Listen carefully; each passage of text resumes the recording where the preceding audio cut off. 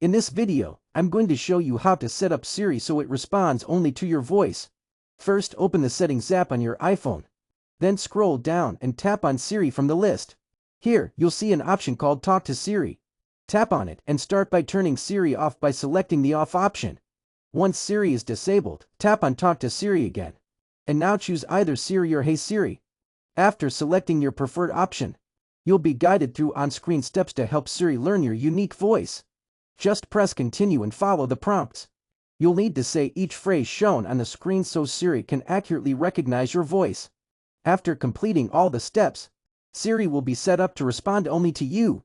And that's all there is to it. If this video helped you out, let me know in the comments and I'll see you in the next one. Thanks for watching and I will see you soon. Bye bye.